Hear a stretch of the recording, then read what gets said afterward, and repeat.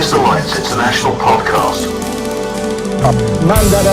I don't make this stuff up. You know, if you put Jesus Christ first, that he'll look after all your bills.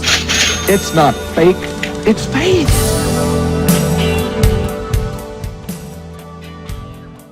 Hello, and welcome to the latest episode of the Atheist Alliance International Podcast. I'm your host, Jason, and joining us this week is novelist Kai Taraporevala, if I said that correctly.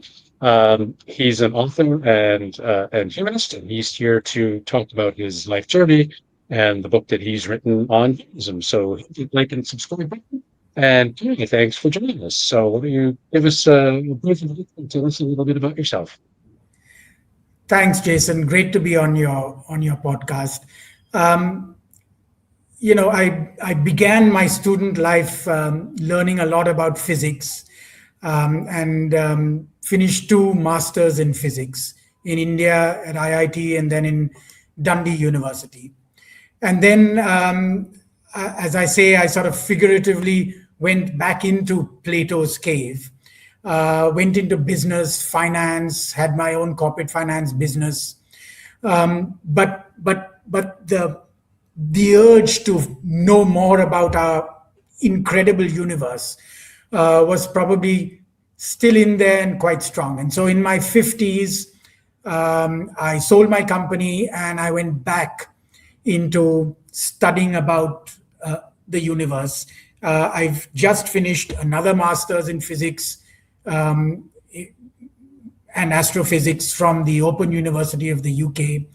And the topic of modern humanism has been something that has been in my mind ever since I was a teenager, when I first found out about the feedback loop of learning through science, that you don't have to believe in a revelation, that you can test and falsify.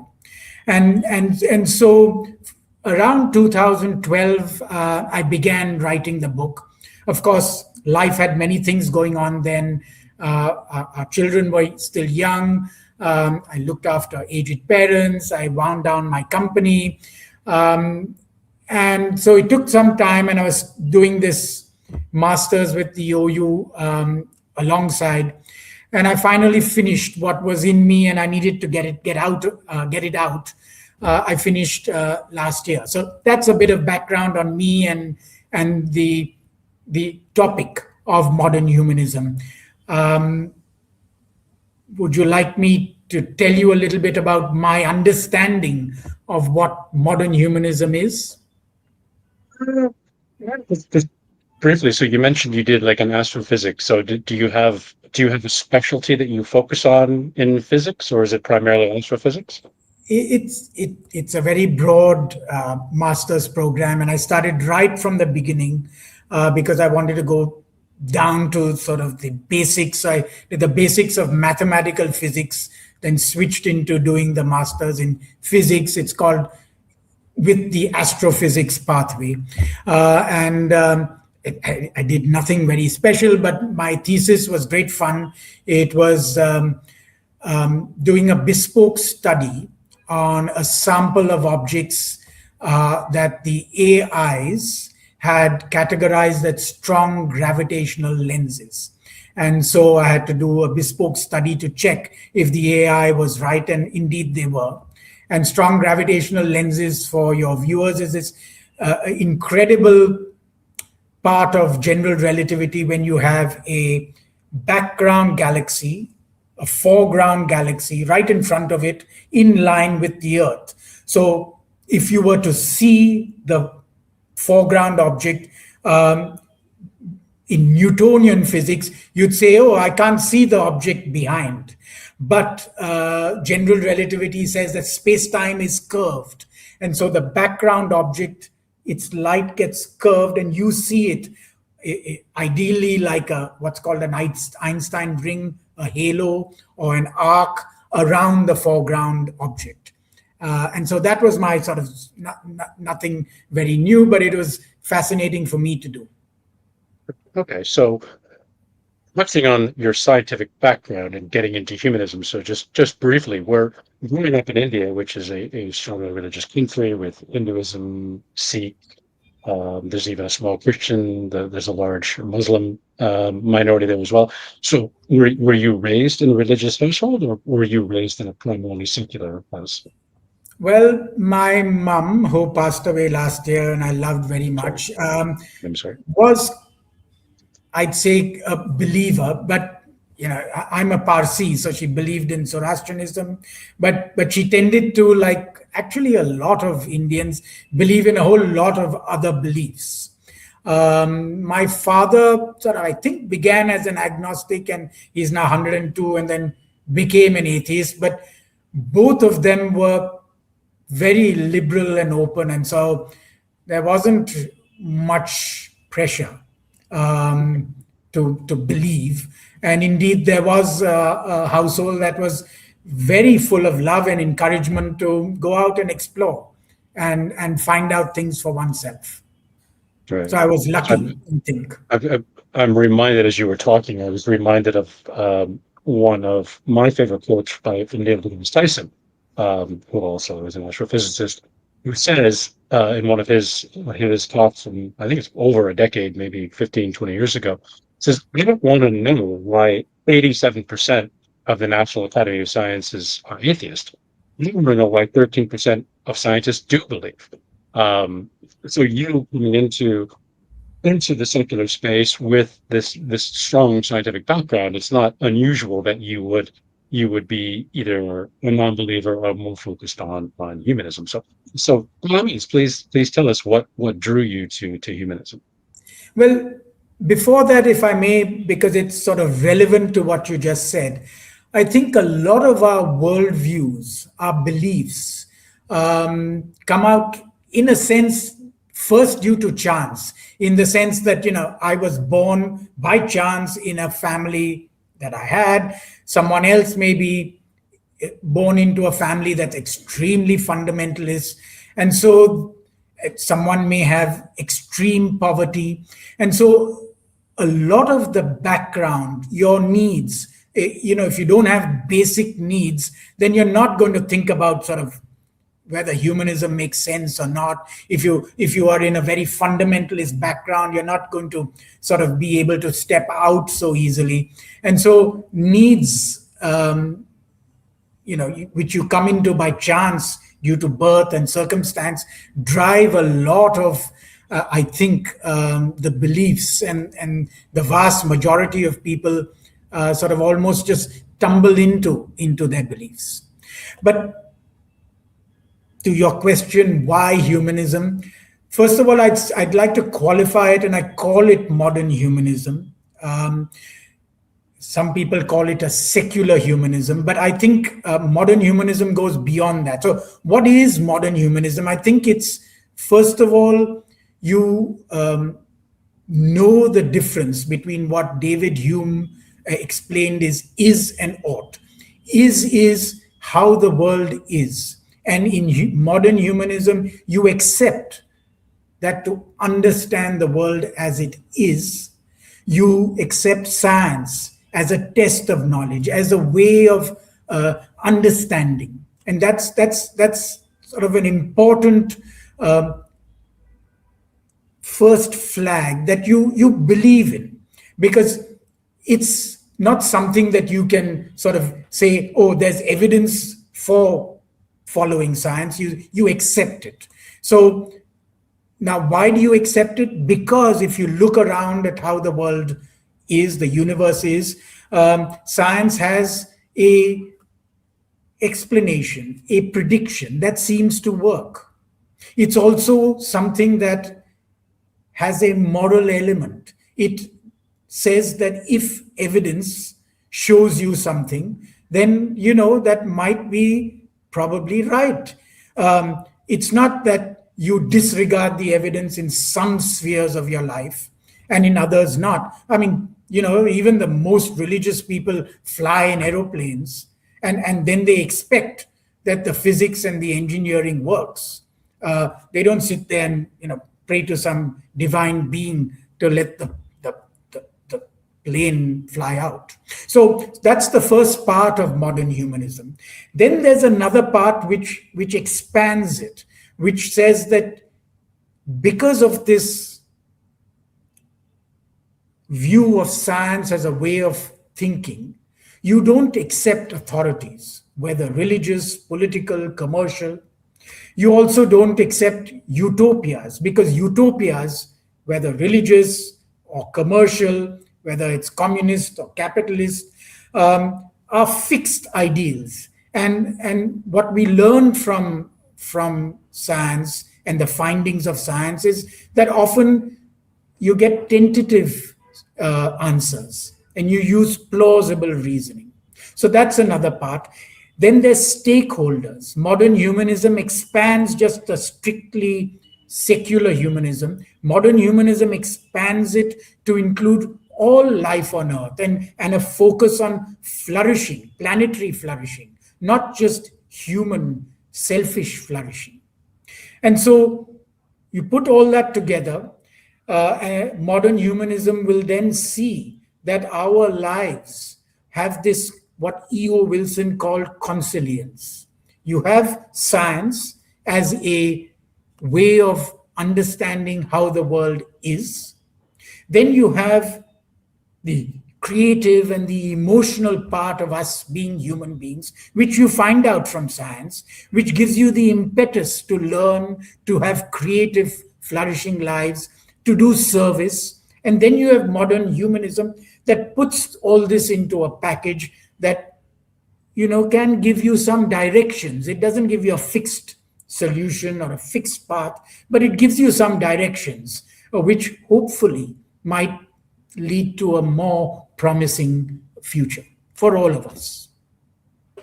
Yeah, that sounds like a noble goal. So other than writing, are you involved with any secular groups or secular initiatives in your region? I keep in touch with a lot, but I think there was that famous phrase that, Groucho Marx, he wouldn't want to join a club that accepted him.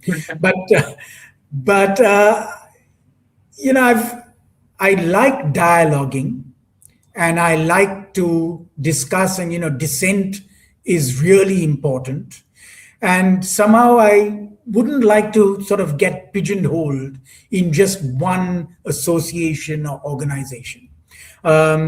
It's a little like another part in the book where I talk about an Indian called Roy, who also was a humanist, and he called himself a radical humanist, but it had parts which don't quite fit with modern humanism.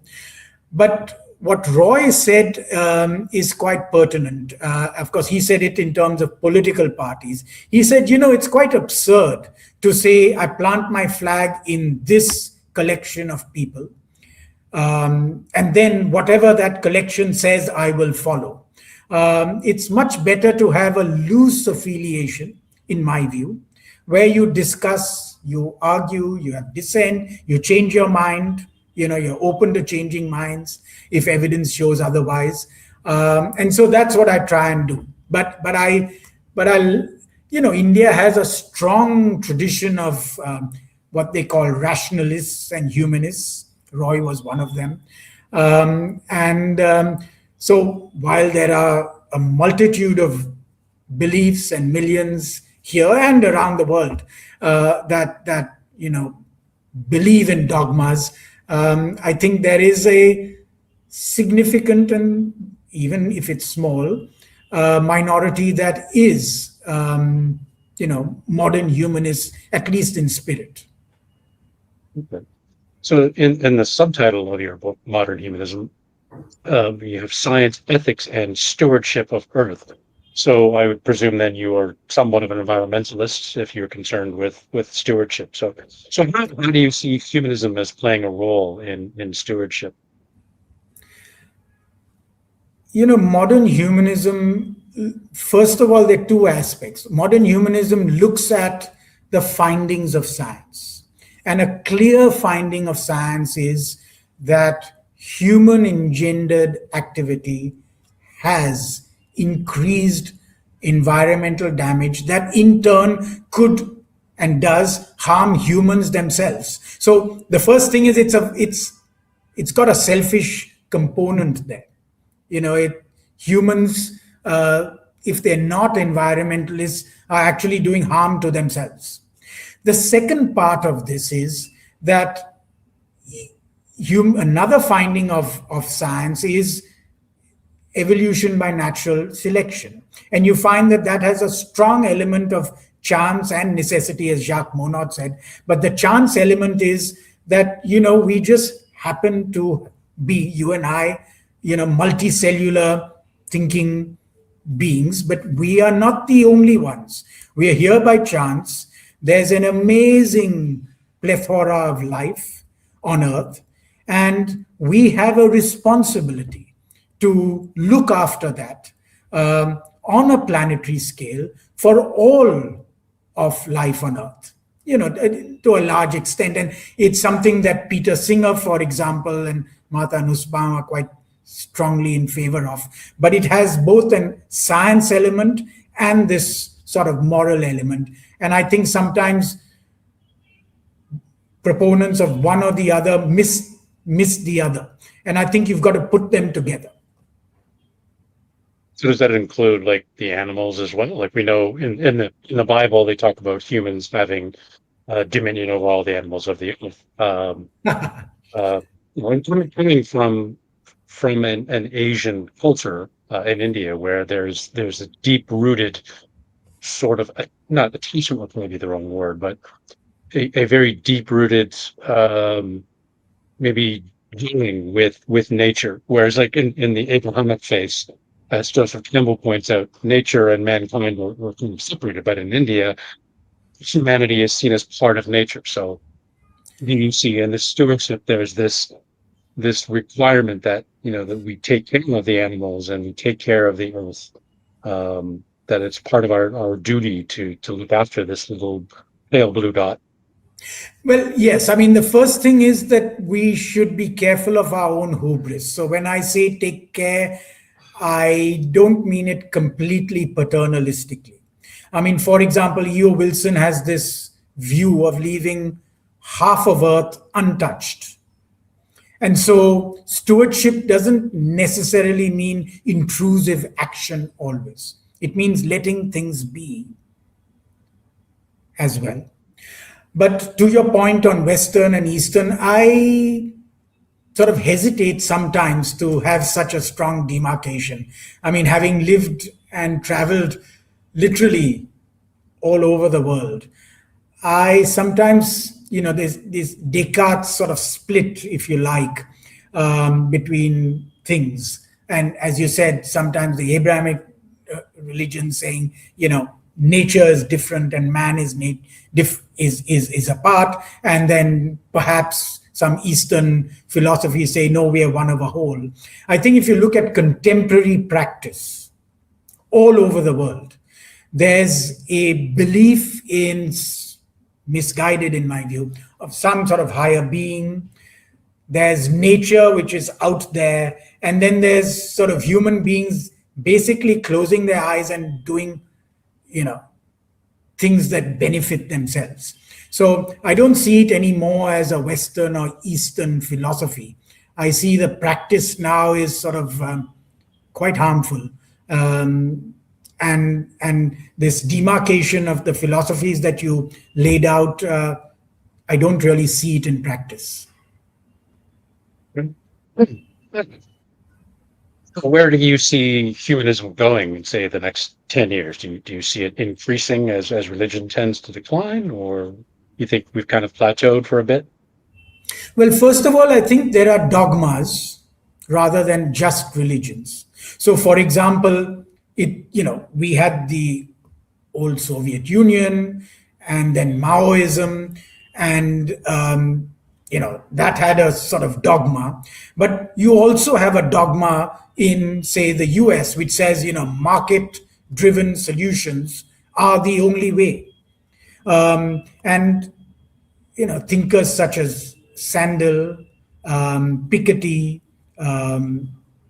Amartya Sen point out that those are as much dogmas and as much to the detriment of of a flourishing earth as religious dogmas.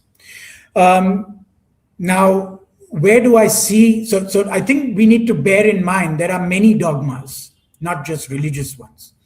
And so modern humanism, I think we are as a species and a planet very precariously placed. We need to, as Rachel Carlson, one of the great environmentalists said, nature and geology and evolution moves and changes, but on long time scales. The problem we have now is that it's possible that if we had a long time range ahead of us, that circumstance, our problems would allow a large number of humans to understand modern humanism and make the required change. And often if you look actually at prehistory, you see, for example, sedentism and agriculture arose in different parts of the world independently. And one of the possible reasons is that the environment changed and humans have the same sort of cognitive abilities, and all of them then sort of somehow came to that solution. I mean, there were exceptions. For example, agriculture never started in Australia, but that was because the hunter-gatherer mode of living was so successful. But other than that, in general, we seem to have come up on the same solution or converged. So it's possible that modern humanism, given enough time, will emerge. It's got sort of environmental factors pushing us towards that, I won't say logical, but a coherent way of living. The problem, Jason, is that we don't have time now. We have existential and urgent risks and threats. And those are moving at a pace that is much faster, that is rapid, compared to the rate at which humans as a species, our cultures, wherever we are in the world, change, but they will change much slower. And so this is where we are, and this is where I see sort of modern humanism as sort of, and our species as hanging in the balance. But, what does that point to? I think it points to those that through chance, not because we are wiser or cleverer, but circumstance has given us the incredible opportunities as I've got, and I'm grateful for that, to understand a little bit more than someone who's not had those opportunities, either because of poverty, inequality, precarity, religious dogmas, commercial dogmas. So for those that have the opportunity, that have the understanding to stand up and talk about it, and to try and persuade. I mean, one of the arcs that you see in history is that, and then there may be sort of behavioral and evolutionary reasons why groups first had persecution. And then, after persecution, you said, okay, I'm going to have exclusion. Then after exclusion, you have this modern, relatively modern, and actually something that came up from the European Enlightenment, which is tolerance. But as Amartya Sen said, tolerance actually means that you have some kind of deep antipathy to the person you're tolerating. But the fourth level is modern humanism, where you're not looking at, of course, not persecution and exclusion, but you're not just tolerating, you're engaging with the world. You and I are talking, so, we are engaging, we are trying to persuade. And I think that is something that's incumbent on scientists, humanists, creative artists to stand up and talk, because it's really easy to get caught up in one's work. And to go deep into something, I think you really need to narrow your outlook. Whether you're a great artist, a musician, or a scientist. But I think all of these people need to also often and more urgently now come out and talk about the broader synthesis that modern humanism has, precisely because we don't have time and because of the risks that the world faces. Are you confident, like that? You said we're out of time. We need to do something. Are you confident we can save ourselves, or it's too late? Yeah, there are more often than not times when you lose confidence, when you feel pessimistic. But I think, Daniel Ellsberg, I don't know if you know him, he's the Pentagon Papers chap, he died last year. I mean, one of the great humanists. As he said, what option do we have? So it's not a question really of, as long as we are alive, of saying, fine, I'm just so pessimistic, I'll lie down and let things burn. I think it's a question of responsibility. And in my view, that's the better question, which is, do you understand? I don't mean you in particular, but do we humanists understand the urgency? Do we understand, what modern humanism stands for? And are we standing up and talking about it? Now, I'm not brave enough, like Greta Thunberg or maybe Salman Rushdie, who, he lost an eye and she's sort of, a great activist. But in our own way, we can do something. And in our own way, we can persuade and try our best. Yeah, I agree with that. So, any other final thoughts, bits of wisdom you'd like to impart to our watchers? Well, I don't think there's any sort of words of wisdom. I think that there's a great saying, a quote from Charles Darwin, where he said that, effectively said that I give up any hypothesis when the evidence shows something to the contrary. That, together with a kindness and compassion for us fellow human beings, for us fellow life forms on earth, I think, you put these together and then, maybe we have some chance of making a difference, first in a small way, and then maybe the snowball sort of, gathers more people. So, that's something that, I might leave for people to think about. Yeah, kindness and compassion. I would say that probably resonates with our viewers, if not all of them. I would say a majority of them who understand the negative sides of religion and understand that we're all related. We're all brothers and sisters, and we need to be taking care of each other. So, yeah, and this planet and the animals. Yeah, cool. Great. Well, thank you very much, Kai, for coming on. Appreciate you taking the time. So, if you want to check out Kai's book, Modern Humanism, Science, Ethics, and Stewardship of Earth, we'll put a link in the description. You can go and find his book there.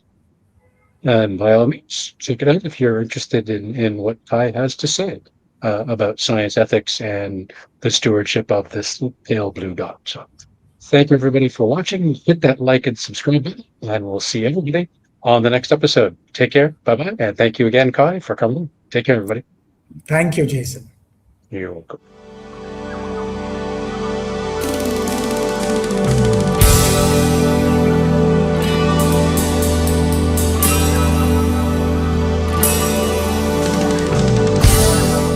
Okay, thanks for listening, and don't forget we're on YouTube, so follow us on YouTube. Just search for Atheist Alliance International, and please subscribe and hit that notification bell. We're also on all of your favourite podcast platforms, so make sure that you follow us on there as well. See you next time.